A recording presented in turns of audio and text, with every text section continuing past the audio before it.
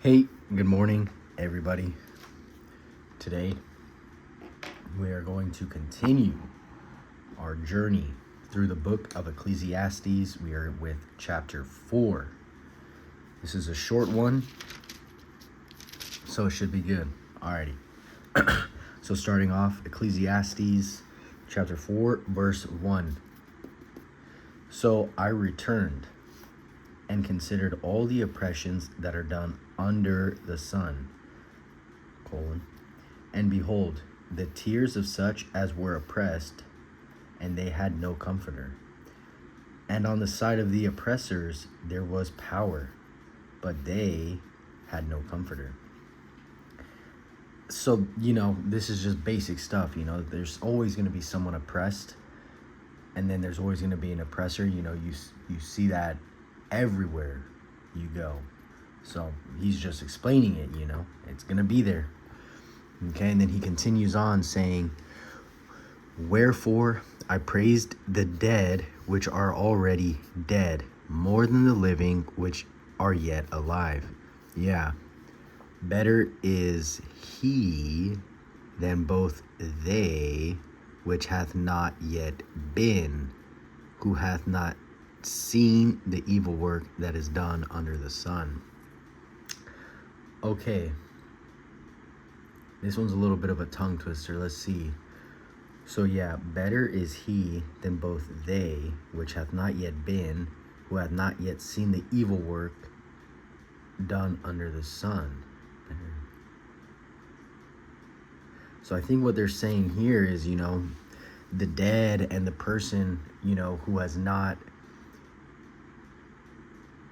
the dead who are no longer under this, vanity and vexation of spirit and everything that, is going on in the world. Not like, everything's terrible, but, just, how they say existence is pain. They're no longer existing. They haven't felt the travails, the trials, the tribulations of this world. The person that has not yet been, he's better than both of them, which have seen the evil work under the sun and have experienced all that, So, something to think about. And then he goes on, verse 4. Again, I considered all travail and every right work, that for this a man is envied of his neighbor. This is also vanity, and vexation of spirit. This is a good one. I considered all travail and every right work, that for this, every right work, okay, that for this a man is envied of his neighbor. So why is the man envied of his neighbor? Because of the right work he is doing. You got to watch out for envious people, Proverbs, the book of Proverbs, it says in one of those chapters, in one of those verses, anger is cruel, wrath is outrageous, but who can stand before envy? You know what I'm saying? So when someone is envious, think about what it's like when you're angry. Some people get so angry they break things, they throw things, they yell, they shout, they punch, because the anger builds up inside of them. Same thing with wrath. If someone's wrathful, they're going to do something, blah, blah, blah, You push someone to the limits of their anger, they're going to do something, right? But when it says, but who can stand before envy? So imagine if someone is envious and scripture's saying, but who can stand before envy, which is kind of to me indicating that envy is worse than anger and wrath. So if you notice someone is envious, you got to be on your P's and Q's around them, because you don't know what they might try and do to you. And it's not like they're going to do it up in your face. They're going to be moving like snakes out here and doing things behind your back, things you wouldn't understand, like you wouldn't expect, just a bunch of shit. And worst comes to worst, if they get real envious of you, you don't know what they might do. So you always got to watch out for these envious people. Okay, envied of his neighbor. This is also vanity and vexation of spirits. Okay, the fool foldeth his hands together, meaning the fool, he doesn't work. He's not working. He's just, he's just chilling. Foldeth his hands together and eateth his own flesh. You don't work, you don't eat. So what does he do? He just wastes away. Better is an handful with quietness than both the hands full with travail and vexation of spirit. This one, I like this one. You know, the way I understand it is that, you know, you can have some money for your daily bread, your clothes, your shelter, your essentials, and be calm, quiet, live a normal, like a chill life, you know, not like chill, like you're just relaxing, but, you know, a normal life versus, you know, the person who has a lot of money, but in order to maintain that money, they have to do a whole lot of things. They got to go here, there, jump through hoops, circles, in and out of windows, doing all these things to maintain that money and the level of lifestyle which they are at. You know, that's just going to be, it's going to be a little bit more taxing on your overall life, your health and wellness, than if you just had what you need, or maybe just a little bit more than what you need, so you can be comfortable, you know, but you're not living so lavishly or doing so much to get that money, you know, or the sustenance, whatever it is. You're just doing what is necessary to get what you need, so you can be calm, you can be focused in other things. You're not always running around, you know, you can spend time with your family. Versus, you know, let's think like a lawyer or a doctor or something. You know, they make good money, they do good work. You know, they might be a bad example, but, you know, just think of how busy doctors and lawyers are. You know, they're going to come with money, but they're always running around and always stressed. So it's like, what do you do? Well, he's saying, better is an handful with quietness than both the hands full with travail and vexation of spirit. So, yeah. Then, verse 7, then I returned and saw vanity under the sun. What a surprise. There is one alone, and there is not a second. Yeah, he hath neither child nor brother, yet is there no end of all his labor. He has no child, no brother, nobody, but he is still working hard. No end of all his labor. Neither is his eye satisfied with riches. You know, he gets money, he can't stop, he needs more. Neither saith he, for whom do I labor and bereave my soul of good? This is also vanity. Yeah, it is a sore travail. So right here, you know, he's working hard, but he never asks himself, like, who am I working hard for? Why am I, you know, stressing out my soul? Bereave, I believe, means something along the lines of stress, you know. And I'm stressing my soul of good. And he's acknowledging, you know, this is also vanity. Yeah, it is a sore travail. And then he goes on to say, you know, two are better than one, because they have a good reward for their labor. You know, it makes sense. You got one person digging a 10-foot hole, it might take them, you know, however long. You have two people digging a 10-foot hole, it might be a little quicker. Okay, and then here we go. For if they fall, the one will lift up his fellow. But woe to him that is alone when he falleth, for he hath not another to help him up. Again, if two lie together, then they have heat. Again, if two lie together, then they have heat. But how can one be warm alone? And if one prevail against him, two shall withstand him. And a threefold cord is not quickly broken. So he's just going into the benefits of, you know, not living alone, being a lone wolf, trying to do everything on your own, you know. And I think there's a lot to that. I was at not like a job interview, but like a job orientation one time, and like the CEO of the company, I believe he was a CEO, something, I don't know, he was up there. He had this motto or mindset that he passed down to us about, like, what he said helped him out a lot with his success. And one thing he said is he always had like a hand reaching up for help and a hand reaching down to help others come up. And I just thought that was one of the best mentalities you can have, because you're always going to need a helping hand, and if you're constantly taking helping hands from others but not helping them out, or helping out others, in the collective, then that's not good. What you take from the firmament, you should try to put back into the firmament. You know what I'm saying? You can't just be freeloading. You gotta also help out. But I digress. Okay? It's just saying, like he said, if one falleth, when he's alone, no one can help him up. So it's saying it's not good to live alone. You know where else they said that? Genesis. Come on now. For God saw that it was not good for man to dwell alone. Okay? And if two lie together, then they have heat. Oh, yes. Yes, yes. But how can one be warm alone? You see this with King David as well. And listen up. This is why it pays to be a king.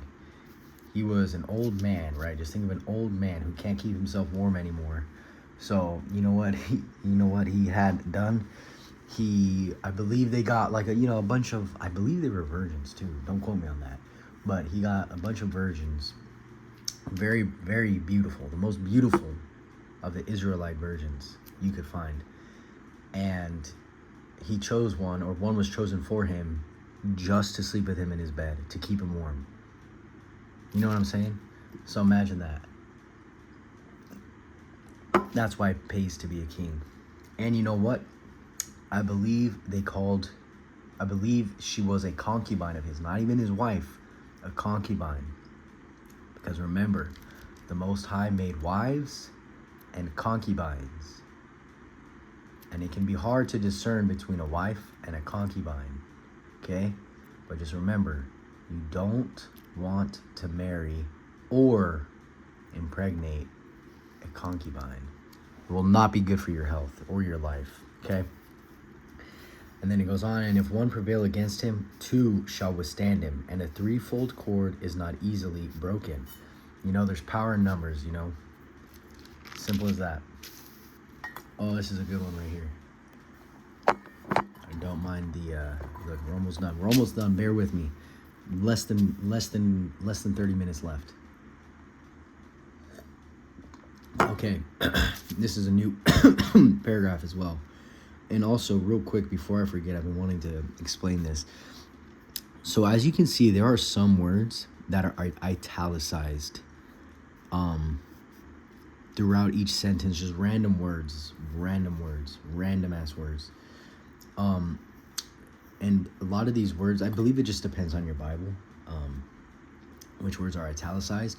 But I believe that with this Bible, these italicized words are not in the original script or writing or whatever. This is something that the translators put in to either make things flow smoother. Yeah, to make things flow smoother. Because you could still read a lot of this without these italicized words. Like, let's read this first one. So the second word, the word is italicized, right? But if you take out that, it just says, better a poor and wise child. It doesn't make too much of a difference.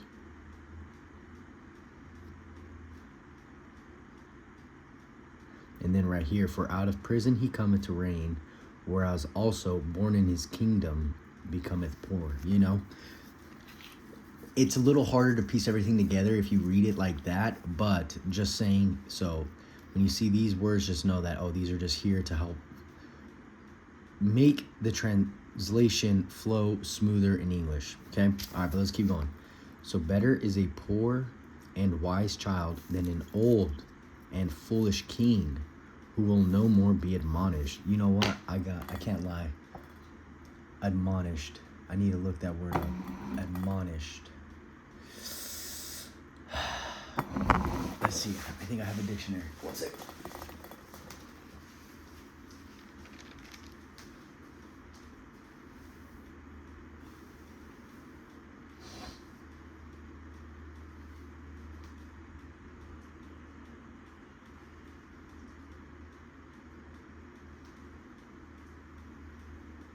There we go. Okay, coming back. Oh.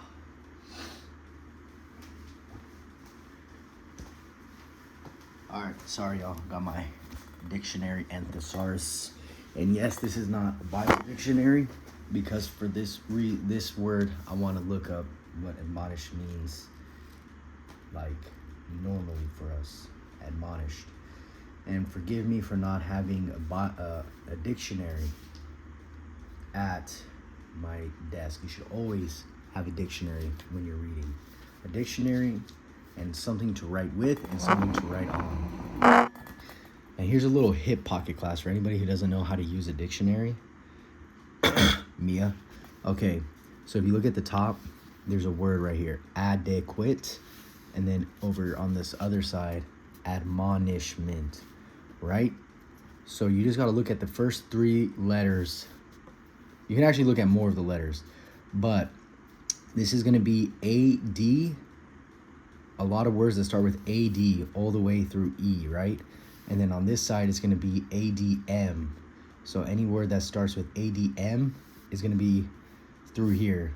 So right here, what's between E and M?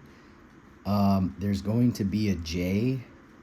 J's in between them. H is in between them. I. So you can just see different words. Adjunct, right? So just something to think about.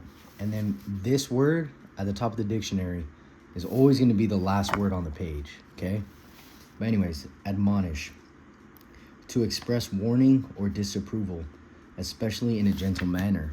Okay, so where the heck was I? Okay, so better is a poor and wise child than an old and foolish king who will no more be admonished. So when I first read this, I kind of had the idea that admonish is like someone who doesn't take advice, which is pretty much what the dictionary said. So a poor and wise child is better than a king who won't take advice, won't take correction, won't change, you know? So just think about that. Remember King David had the finest concubine laying in his bed to keep him warm, because he was also a wise king who would be admonished. But the power of a king, when he's not admonishable, a child is better than that. You know what I'm saying? And take that for yourself too. Like if people can't correct you, you know, they can't tell you, hey man, you probably shouldn't do that.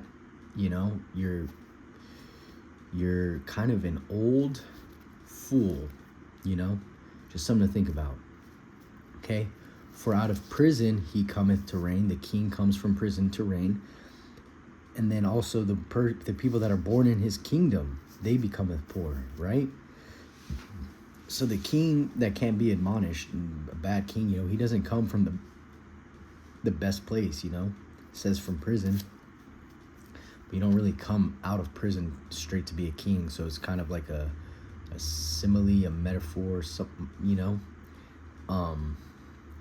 He just comes from a bad place and starts to reign.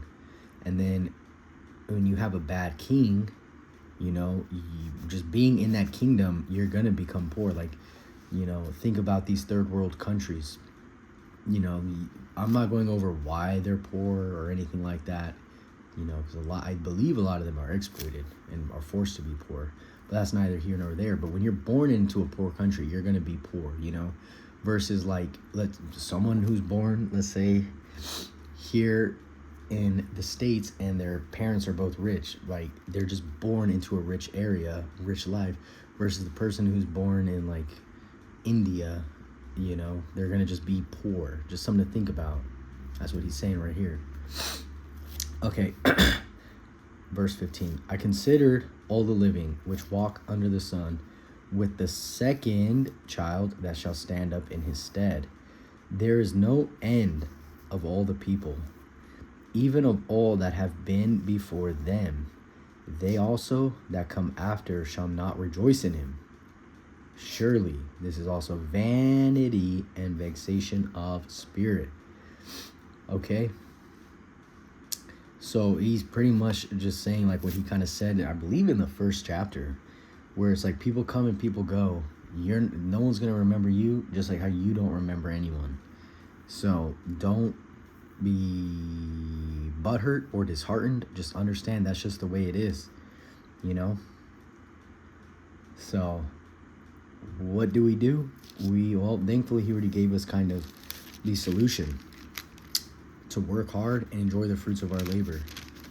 Okay? But to sum up chapter 4, I think this one's talking a lot about work. This one's talking about a lot of stuff. But I think that's it. I hope you have been edified. And if not, drop any questions you have in the comments. All right, bye.